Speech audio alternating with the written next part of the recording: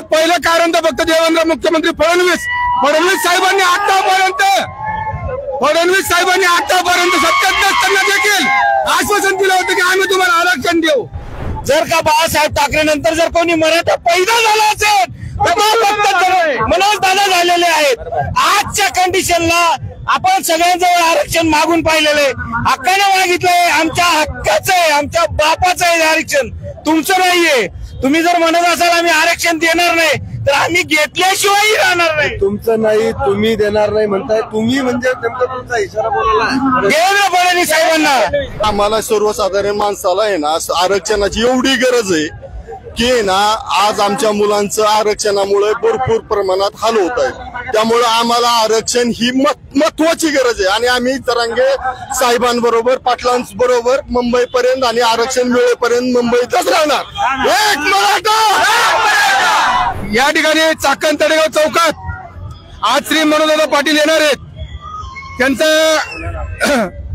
संपूर्ण आपण लाईव्ह प्रक्षेपण लेट्स ऑफ मराठी या चॅनलवर बघू शकता। ते आता मनोजदादांशी संपर्क साधला असता ते आता कळमवरून निघालेले आहेत आणि थोड्याच वेळात चाकणवरून ते जाणार आहेत। तरी आम्ही सर्व खानदेश बांधव व समस्त उपस्थित समुदाय दादांना पाठिंबा देण्यासाठी आम्ही आलेलो आहोत आणि कोण म्हणतं देत नाही, अरे आम्ही घेतल्याशिवाय राहणारच नाही।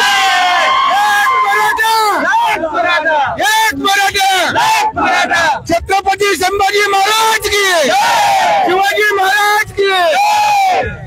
आरक्षणाचा तिढा आहे, आरक्षणाचा जो तिढा फसलेला आहे, जरांगे पाटलांना उपोषण करावं लागतंय, या मागचे कारण काय वाटतात तुम्हाला? कोणावर तुमचा राग आहे, रोष? नाही, पहिलं कारण तर फक्त देवेंद्र मुख्यमंत्री फडणवीस साहेबांनी आतापर्यंत सत्तेत नसताना देखील आश्वासन दिलं होतं की आम्ही तुम्हाला आरक्षण देऊ, पण आज सत्तेत असताना ते देत नाहीयेत।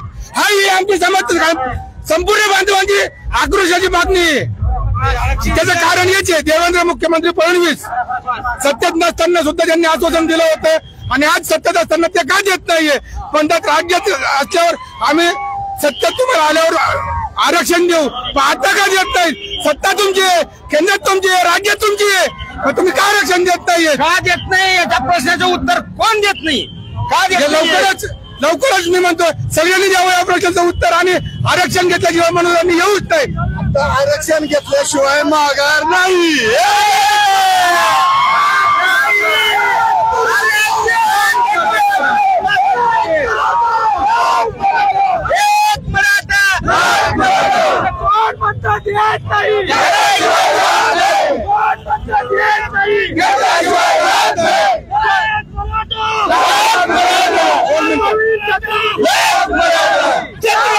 शिवाजी महाराज की।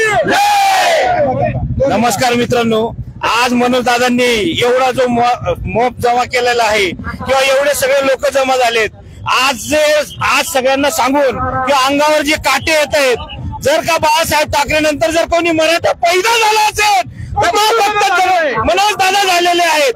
आजच्या कंडिशनला आपण सगळ्यांजवळ आरक्षण मागून पाहिलेलं आहे, हक्काने मागितलंय, आमच्या हक्काचं आहे, आमच्या बापाचं आहे आरक्षण, तुमचं नाहीये।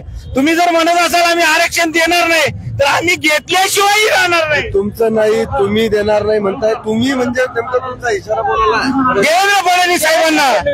आज म्हणायचा अर्थ एकच आहे फडणवीस साहेबांना की साहेब आम्ही जो मागतोय ना हे आमच्या हक्काचं आहे, तुमच्याकडून नाही मागत आहे, काय भीक नाही मागत आहे। आज मनोजदादा संघर्ष करतायत, आज 1000 मनोजदादा तयार होतील, हे तुम्हाला सगळ्यांना सांगणं आहे, एक आव्हान म्हणा की सांगणं आहे। आज तुम्ही महाराष्ट्राचा बिहार करू नका, नाहीतर इथं हे सुद्धा तसेच होतील। उद्या आमच्या पोरांना नोकरी नाही भेटली तर उद्या हे गुंड सुद्धा तयार होतील। उद्या तुम्हाला मी परत आमदारकीला उभं राहायचं का नाही हा विषय तुमच्या समोर आहे, मग हा विचार करा तुम्ही। अरे लक्षात ठेवा, सोडा विषय म्हणा, मराठ्यांना आरक्षण द्या, विषय संपून जाईल।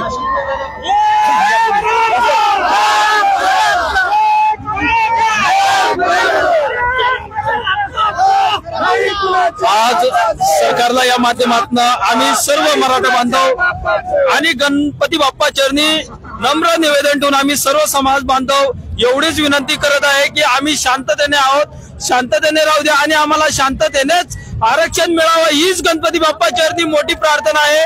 सरकारलाही विनंती आहे, केंद्रातही तेच आहे, राज्यातही तेच आहे, सर्व ठिकाणी तेच आहे. फक्त आमचा एकच हक्क आहे की आम्हाला आमचं आरक्षण मिळावं. आमचे बायका पोरं मुलं आज रस्त्यावर येऊ नये एवढ्यासाठीच आज आमचा गरीब दुब्याचा एवढा हक्काचा एक प्रश्न आहे, तो सरकारने सोडवावा एवढीच विनंती आमची सरकारकडे. आमचा अधिकार आम्हाला भेटायलाच पाहिजे. सरकारचं जे म्हणणं आहे की फक्त 5,000 मराठी जे आहेत ते मुंबईत आंदोलनाला परवानगी आहे, 5,000च्या वर नाही. आता काय वाटतं तुम्हाला? ही फसवणूक केलेली साहेब. 5,000 मराठा आहेत का? मनोजदादा जरांगेने सकाळी स्पष्टपणे सांगितलंय की इथं 5,000 लोकांना माझ्याकडे, मी असं ते वाचलेलं नाहीये किंवा मी वकिलांनी आमचं पाहिलं नाही, आम्ही बिंदू असं ही जी त्याच्यावर सही केलेली आहे ते खोटं बनवलेलं आहे. ते जे निवेदन बनवलं होतं ना, निवेदन नाहीये, 5,000 लोक नाही पण ते अग्रीमेंट केलेलं आहे ते खोटं आहे. नाही, तुम्ही म्हणतात की 5,000 लोक तिथं यायला पाहिजे. हे जर तुम्हाला माहिती होतं तर तुम्ही हे 3 महिन्यापूर्वी मनोजदादांनी तुम्हाला हे दिलेली होती, तारीख दिली होती, तुम्ही पहिले का त्यांच्याजवळ गेले नाही, पहिले का बसले नाही? हे पहिलेच तुम्ही निवेदन केलं पाहिजे की 5,000 लोक येतील तेव्हा आम्ही 5,000चं निवेदन. पण आज तुमच्या शब्दाच्या बाहेर आणि हक्काच्या बाहेर गेलेला आहे. तुम्ही आज मराठे रोखू शकत नाही. आज समुद्राला लाट आलेली, लाट ज्या दिवशी ही लाट मुंबईवर धडकेन ना त्या दिवशी काय नाही, अजून 4 तास बाकी आहेत. किती? 4 तास. ज्या दिवशी धडकेन त्या दिवशी तुम्ही विचार करा की एकही बिल्डिंग उभी राहणार नाही, एवढी मोठी लाट आहे. तुम्ही मुंबईत चाललात का? आपण कुठे चाललो? आपण कुठे चाललो? घेतल्याशिवाय सरकारला सोडणार नाही, यांना सोडणार नाही. आमच्या हक्काचं, आमच्या हक्काचं एक मराठा.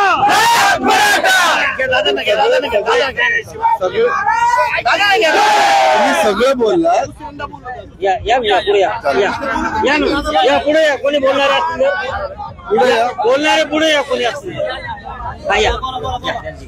हे महत्वाची गोष्ट आहे. काय आहे का माहिती, आज आरक्षणाची गरज आहे ना फक्त आमच्या मराठा कार्यकर्त्या नेत्यांमुळे, नाही तर आम्हाला सर्वसाधारण माणसाला आहे ना आरक्षणाची एवढी गरज आहे की ना आज आमच्या मुलांचं आरक्षणामुळे भरपूर प्रमाणात हाल होत आहेत.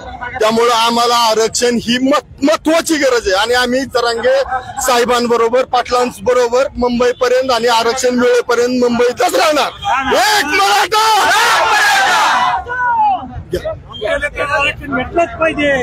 भेटलंच पाहिजे. सकल मराठा पुणे जिल्ह्याच्या वतीनं आलेल्या सर्व मराठा बांधवांचं मी पुणे जिल्ह्यामध्ये सहर्ष स्वागत करतो. आणि मी एकच सांगतो की आरक्षण हे आमच्या हक्काचं आहे. जसं इतर जातीला तुम्ही आरक्षण दिलं तसं मराठा जातीला का तुम्ही आरक्षण देत नाही? आमच्या मराठा जातीचे जे आहेत बांधव, त्यांचा पण या ठिकाणी आरक्षणाचा हक्क आहे, तो त्यांना मिळालाच पाहिजे, एवढीच आमची या ठिकाणी अपेक्षा आहे. आणि सरकारला आमची विनंती आहे की तुम्ही ती आमची अपेक्षा मान्य करा आणि आम्हाला आरक्षण मिळवून द्या, एवढीच अपेक्षा आहे. धन्यवाद. जय शिवराय. जय शिवराय.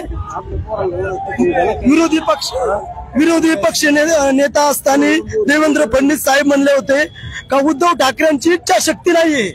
आता मुख्यमंत्री झालेत तर 17 कारणं सांगतात, गोव्यामध्ये जाऊन ते ओबीसींची बाजू घेतात आणि मराठ्यांची पूर्ण फसवणूक करतात. मनोज जरांगे साहेब हा एकमेव माणूस भेटलेला आहे मराठा समाजाला, तो मराठा समाजाला 100% न्याय देणार आहे.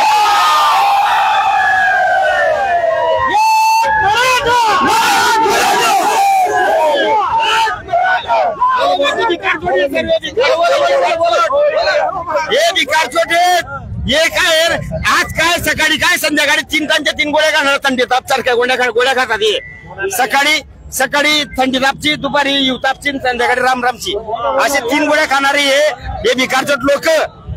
यांचा विषय सोडून द्या. आपल्याला काय करायचं एकच ठरवा, एक मराठा.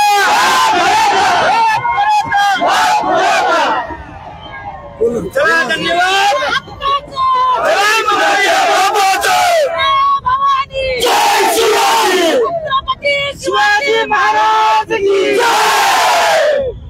सोशल मीडियाच्या भाऊ गर्दीत विश्वासार्हतेने चकाकणारे नाव म्हणजे लेट्सअप मराठी. सगळ्यांना, सगळ्या नागरिकांना ती स्पीच, ती लेट्सअप वरील मुलाखती म्हणजे विचारांचा खजिना. त्यानंतरच्या निवडणुकीमध्ये मला सोडून गेले. बातम्या केवळ वस्तुस्थिती सांगणाऱ्या, न प्रोपगंडा, फक्त जनतेचा अजेंडा. क्योंकि आने वाला कल जाने वाला है, जाने वाला कल आने वाला है. राजकारण, मनोरंजन असो की क्रीडा क्षेत्र, महाराष्ट्राची स्पंदने संवेदनशीलतेने टिपणारे माध्यम म्हणजे लेट्सअप मराठी. जगासोबत एक पाऊल पुढे राहण्यासाठी लेट्सअपचे ॲप, सोशल मीडिया आणि वेबसाईट सोबत कनेक्टेड रहा.